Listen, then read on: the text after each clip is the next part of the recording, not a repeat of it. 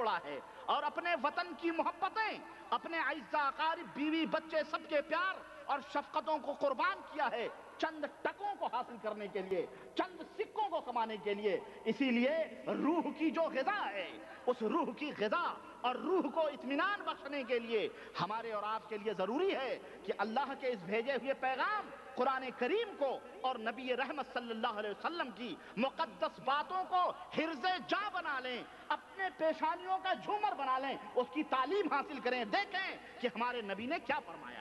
ہمیں اس کی فرصت نہیں، اور جب تمہیں حق بات بتائی جاتی ہے تو کہتے ہو جی فلانے یہ بات کہہ رہے ہیں، جی وہ مولوی صاحب یہ بات کہہ رہے ہیں، ہمارے حضرت یہ کہہ رہے ہیں، ہم کس کی مانیں؟ وہ ادھر ٹکڑے، ادھر حصہ، وہ جماعت، ہم کس کی مانیں؟ میں کہتا ہوں سب کی نہ مان، جوتے کی نوک پہ رکھ سب کی بات، مان اس کی جو رب کا فرمان ہو یا مصطفیٰ جان رحمت کا فرمان ہو، بس اس کے علاوہ کسی کی نہ مان۔ دیکھ حق کس طرح تجھے نہیں ملتا ہے، حق ملے گا۔ آپ خود نہیں چاہتے ہو جناب عالی کہ ہم اپنے ایمان اور عقیدے کو درست کریں، آپ خود نہیں حق کی تلاش کرتے ہو، آپ اپنے دنیا کمانے میں اتنے مشغول ہو کہ اگر made in China step record پہ لکھا ہو تو آپ تو کچھ کچڑے میں پھینک دو گے، اور اس آدمی کے تسبیح کے دانے اور اس کی داڑھیاں اور اس کا تقدس اور پیشانیوں کے سجدے آپ کو قطعاً جو ہے کیا کہتے ہیں اسے دھوکہ نہیں دے سکتے ہیں۔ اگر یہ وہ کہے کہ یہ میڈ ان جاپان نہیں، یہ میڈ ان جاپان ہے، لے جاؤ اور اس پہ لکھا ہو کہ جناب یہاں تو میڈ ان چائنا لکھا ہوا ہے، تو آپ منہ پہ مار دو گے، جھوٹ بولتے ہو اتنی لمبی لمبی داڑھی رکھ کر کے، ہیں؟ آپ تو ایسے کہو گے نا۔ دنیا میں تو آپ اتنے ہوشیار ہیں، اور آخرت لینے کے لیے ہر علم گلم حضرت جی نے فرمایا، فلانے بزرگ کا واقعہ، فلانے حضرت کا کرامت، فلانے بابا کی یہ، فلانے حضرت کی ڈھکانے کی، سب علم گلم آؤ سب لے جاؤ۔ یہ کتنے احمق ہم ہو چکے ہیں، ہاں؟ احمق نہیں، بہت ہوشیار ہیں، لیکن یہ کہو شیطان نے ہمیں تسلیاں دی ہوئی ہیں کہ بس کسی کا دامن پکڑ لو، خلاص مغفرت ہو جائے گی، تمہیں ادھر ادھر جانے کی ضرورت نہیں ہے، پیالہ بابا کا پی لو، دامن پکڑ لو، خلاص بیعت ہو جاؤ، تم جنت میں چلے جاؤ گے۔ میرے بھائی یہاں ایت بیعت کوئی کام نہیں ہو۔ آج میں شب مغرب عشاء کے بعد کہیں میرا پروگرام تھا ایک مسجد میں نام نہیں بتاؤں گا، وہاں پہ کسی نے کہا جی بیعت تو کرنا ضروری ہے، بغیر بیعت کے تو یہ نہیں ہوگا تو وہ نہیں ہوگا۔ میں نے کہا جناب ٹھیک ہے، بیعت کرنے والے بیعت کی دلیلیں دیتے ہیں اور کہتے کیا ہیں، مثلا آج کل بڑی بیعتیں چل رہی ہیں نا، ادھر سجادہ نشین لوگ بیعت کرتے ہیں چادریں پھینک کے، اور کچھ لوگ اتنی بڑی جماعت ہے ان کی اللہ ہدایت دے انہیں کہ رسیاں پھینک کے بیعت ہوتی۔ کیا پھینک کے؟ رسیاں پھینک کے، اور زندے کی بیعت مردے کے ہاتھ پہ ہوتی ہے۔ اللہ، اور معاملہ جب پہنچتا ہے تو کہتے ہیں ہم ہی سب سے بڑے توحید کے دائی ہیں، سب سے بڑے توحید کے دائی، اور زندے کے ہاتھ پہ مردے کی بیعت، یعنی آپ ہمارے ہاتھ کے اوپر فلانے حضرت کی بیعت کر رہے ہیں، ہمارے واسطے سے فلانے جو حضرت مر گئے ہیں نا ان حضرت، کھول دوں میں، کھولوں کھول دوں؟ اللہ دیکھیں بڑی تلخ بات ہے لیکن دل جلتے ہیں، اس لیے میں کھول کے بتانا چاہتا ہوں، میں اشاروں میں کہاں تک آپ کو سمجھاؤں گا اور کہاں میرے پاس وقت بھی نہیں ہے۔ حضرت انعام الحسن صاحب انتقال کر گئے، تبلیغی جماعت کے بہت بڑے امیر تھے، ہے نا؟ پاکستان کے اندر جو وہ کون شریف ہے، وہ رائے شریف، وہاں بیعت ہو رہی تھی، جناب عالی باقاعدہ رسیاں پھینک کے بیعت کی گئیں، اور کس کے ہاتھ پہ بیعت؟ اور یہ ہم ہر اس تبلیغی جماعت کے بھائی سے جو مسکین ہے بیچارہ، جسے دین کی تلاش ہے، جسے اللہ اور اس کے رسول سے محبت ہے، لیکن وہ اسی سادھو کی طرح ہے جو اللہ کی اور بھگوان کی تپسیا میں اور ایشور کی تلاش میں ایک دمڑی لے کر کے اور ایک لنگوٹی پہن کے رات کو رات نہیں سمجھتا، دن کو دن نہیں سمجھتا، ٹھنڈی کو ٹھنڈی نہیں سمجھتا، گرمی کو گرمی نہیں سمجھتا ہے، اور اس سے پوچھو تو ایسی حالت کیوں کیا ہوا ہے؟ کہتا ہے جی ہم ایشور کی تپسیا کر رہے ہیں، ایشور کی جو ہے کلپنا کر رہے ہیں، ایشور کو تلاش کر رہے ہیں، اس کی جستجو میں ہم نے یہ حالت بنائی ہوئی ہے۔ اس بیچارے کو پتا نہیں ہے کہ ایشور کی تلاش اس طرح نہیں ہوگی، ایشور کی تلاش اس طرح کرو جس طرح محمد الرسول اللہ صلی اللہ علیہ وسلم نے ہمیں بتایا ہے، اس طرح تم اللہ کی تلاش کرو۔ ایسے ہی بیچارے ان ہمارے بھولے بھالے جماعت تبلیغی جماعت کے بھائی، دین کی محبت دین کی طلب ہے ان کے دلوں میں، لیکن لوگوں نے انہیں ایسا گمراہ کیا ہے اور ایسا استعمال کیا ہے اللہ کی پناہ۔ حضرت انعام الحسن صاحب مر گئے، انہوں نے وہ بیعت کرتے تھے، اور جتنا بھی امیر آتا ہے یہی بیعت کرتا ہے کہ انعام الحسن کے ہاتھ پر انعام الحسن کے ذریعے حضرت الیاس صاحب رحمۃ اللہ علیہ کے ہاتھ پہ بیعت ہو رہی ہے. یہ اس طرح سے مردوں کے اوپر. میں پوچھنا چاہتا ہوں آپ حضرات سے بھی اور اپنے ان بھولے بھالے بھائیوں سے, تعصب نہ کرنا. دین کسی کے باپ کی جاگیر نہیں ہے, نہ کسی کے باپ داداؤں کی رکھائل ہے. یہ اللہ اور اس کے رسول کا دین ہے, اور انشاءاللہ یہ غالب ہو کے رہے گا. تم انکار کرو, کچھ بھی کرو, ایک دن آئے گا سچ وہ ہے جو سر چڑھ کے بولے. انشاءاللہ یہ دین غالب ہوگا, اور اللہ اپنے اس دین کو غالب کر کے رہے گا. قرآن و حدیث کا بول بالا ہوگا. اللہ اور اس کے رسول کے ماننے والے چپے چپے میں بکھریں گے, منتشر ہوں گے, اور صرف اللہ اور اس کے رسول کے قانون کی بالادستی ہوگی. نہ شرک رہیں گے, نہ بدعات رہیں گے, نہ جھوٹے من گھڑت قصے اور کہانیاں رہیں گی, نہ کسی کے خانہ ساز مذہب رہیں گے, نہ کسی کے گھرودے رہیں گے, نہ بنے بنائے اپنے گھر کے کی جو ہے پکوانے رہیں گی. سب ختم ہو جائیں گی, اور اللہ کا یہ بھیجا ہوا دین غالب ہوگا. میں پوچھنا چاہتا ہوں کہ خلیفۃ المسلمین امیر المومنین حضرت ابو بکر صدیق نے کیسے بیعت کی تھی؟ انہوں نے کیا یہ کہا تھا کہ اے لوگوں میرے ہاتھوں پہ بیعت کرو محمد الرسول اللہ صلی اللہ علیہ وسلم کے ہاتھ پہ, میرے واسطے سے میرے طفیل سے بیعت کرو نبی کریم صلی اللہ علیہ وسلم کے ہاتھوں پہ؟ کہا تھا؟ ہے کوئی مائی کا لال بتا دے. عمر فاروق اعظم خلیفہ بنے ابو بکر کے بعد, تو کیا عمر فاروق اعظم نے یہ کہا تھا کہ میرے واسطے سے بیعت کرو ابو بکر کے ہاتھوں پر جو مر گئے, اور پھر اس کے بعد بیعت کرو نبی رحمت صلی اللہ علیہ وسلم کے ہاتھوں پر؟ ایسا کہا تھا؟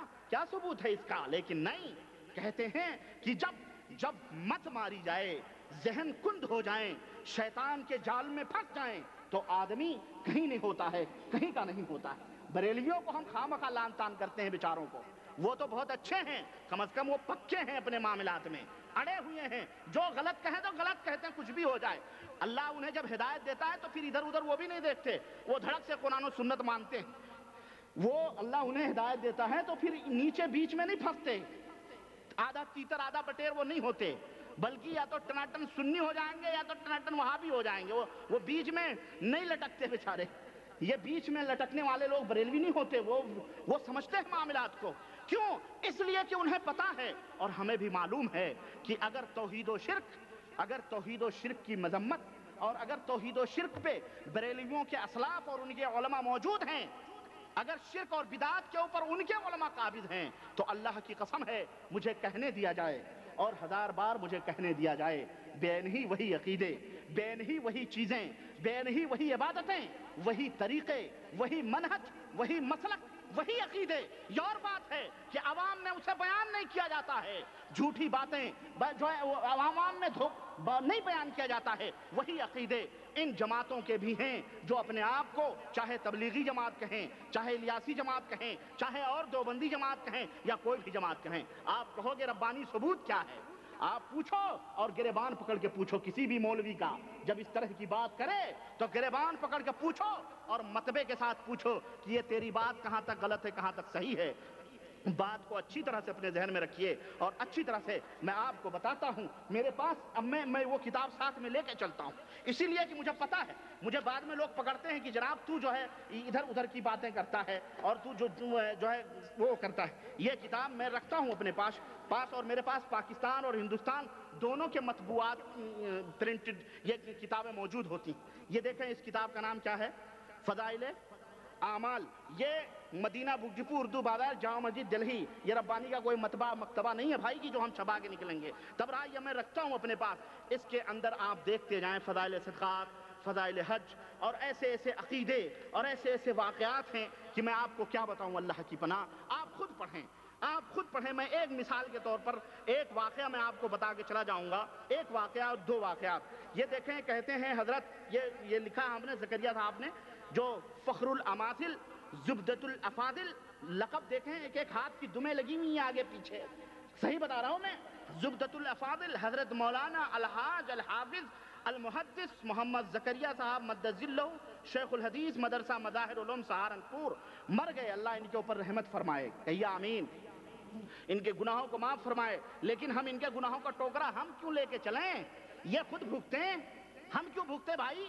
ہمیں جب حقیقت معلوم ہو جائے تو ہم چھوڑ دیں, جائے بھائی ان کا ایمان ان کے ساتھ, ہم کیوں ان کے پیچھے گمراہ ہوں؟ آج ان کتابوں کو قرآن اور حدیث کا درجہ دیا جاتا ہے یا نہیں دیا جاتا ہے؟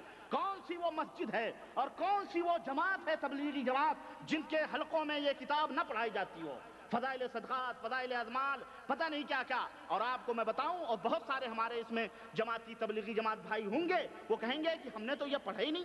آؤ میں بتاتا ہوں، یہیں پہ ہے یہ کتاب، میں بتاؤں آپ کو. یہ لکھتے ہیں اور بھی واقعات ہیں. ایک سید احمد رفاعی مشہور بزرگ اکابر صوفیہ میں ہیں، ان کا قصہ مشہور ہے کہ سن 555 یعنی 35، یاد رکھیے گا 35 تو آپ لوگ جانتے ہوں گے ماشاء اللہ، ہے نا؟ اس کو کیوں بھولیں گے؟ وہ تو باقاعدے حرام کا پوٹلا خرید کے لے کے جاتے ہیں انڈیا. 35 ہے کہ نہیں؟ تو 35 یہ سن 555 ہجری کے اندر حج سے فارغ ہو کر زیارت کے لیے نبی صلی اللہ علیہ وسلم کی قبر پہ حاضر ہوئے. قبر اطہر کے مقابل کھڑے ہوئے تو یہ 2 شعر پڑھے. حضرت سید رفاعی نے 2 شعر پڑھے. کون سے شعر؟ عربی میں ہے فی حالت البعد روحی کنت ارسلها کیا یہ تقبل الارض عنی وہی نائبتی وہذہ دولت الاشباح قد حضرت فامدد یمینک قد تہدی بہا شف. یعنی اس کا ترجمہ یہ ہے کہ دوری کی حالت میں سید رفاعی کہہ رہے ہیں اے اللہ کے رسول، دوری کی حالت میں میں اپنی روح کو خدمت اقدس میں بھیجا کرتا تھا. میں تو مصر میں، سید رفاعی مصر کے ہیں، یہ مصر سے اپنی روح بھیجتے تھے. کہاں؟ نبی صلی اللہ علیہ وسلم کے دربار میں. وہ میری نائب بن کر آستانے مبارک چومتی تھی. زکریا صاحب کا ترجمہ ماشاءاللہ بڑا پیارا ہے. زکریا صاحب ترجمہ بھی وہی کر رہے ہیں، بالکل چھٹے چھٹائے بریلویوں کے ترجمے ہیں یہ. آستانے مبارک چومتی تھی. اب جسموں کی حاضری کی باری آئی ہے، آج روح اور جسم دونوں کے ساتھ حاضر ہیں. اے اللہ کے رسول، اپنا دست مبارک عطا کیجئے تاکہ میرے ہونٹ اس کو چومیں. اتنا کہنا تھا کہ قبر شریف سے دست مبارک باہر نکل گیا. نعوذ باللہ. وہ کوئی قبر نہ ہوئی، وہ تو کوئی ہاتھ نہ ہوا، کوئی جھنڈا ہو گیا کیا؟ وہ قبر شریف سے دست مبارک باہر نکلا اور انہوں نے اس کو چوما. اس وقت تقریباً 99,000 کا مجمع مسجد نبوی میں تھا جنہوں نے اس واقعے کو دیکھا اور حضور کے دست مبارک کی زیارت کی، جن میں حضرت محبوب سبحانی قطب ربانی شیخ عبد القادر جیلانی نور اللہ مرقدہ کا بھی نام ذکر کیا جاتا ہے. یہ واقعہ ہے.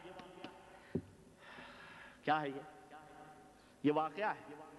500 برس کے بعد حضرت ابو بکر صدیق کہاں گئے بیچارے؟ سید رفاعی مصر سے آ رہے ہیں، اتنے بڑے بزرگ. اور یہ کون سید رفاعی ہیں پتہ ہے آپ کو؟ میری کیسٹ اسلام اور قبروں کی پوجا کچھ اخوان نے سنی ہوگی، اس میں نے ایک واقعہ ذکر کیا ہے سید رفاعی کا شیخ احمد رضا خان بریلوی کے حوالے سے کہ یہ وہ ہیں اپنی قبر پہ آئی ہوئی لونڈی کو مجاور کو ہبا کر رہے ہیں قبر سے. اے فلاں، یہ لونڈی جو میری قبر پر حاضری دینے کے لیے آئی ہے، یہ میں تجھے ہبا کرتا ہوں. وہ مجاور بیچارہ بیٹھا ہوا تھا، اس کو یہ خبر ملی اور دیر کیا تو قبر سے آواز آئی، کس کا انتظار کر رہا ہے؟ لے جا حجرے میں اور اپنی حاجت پوری کر. یہ ہے سید رفاعی. جن کے سلامی کے لیے نبی رحمت صلی اللہ علیہ وسلم اپنا ہاتھ قبر انور سے نکال رہے ہیں 500 سال کے بعد، اور جس کو حافظ الحدیث محدث اعظم نکل کیا جا رہا ہے. اور یہ تو پنبا کجا نہم تنہما داغ شد. کون سی باتیں آپ کو بیان کروں؟ آویں کا آواں کالا ہے اس کے اندر. آپ کو میں کیا بتاؤں؟ میں بڑے واقعات ہیں اس کے اندر. کیا میں چھوڑیں آپ، میں وقت نہیں ضائع کرنا چاہتا. جس کو ضرورت ہے وہ میرے پاس سے یہ حوالے لے جائے، یہ موجود ہے، ایک کافی ہے. سمجھ رہے ہیں؟ یہ فضائل حج، فضائل صدقات، اس کے اندر یہ تمام سے واقعات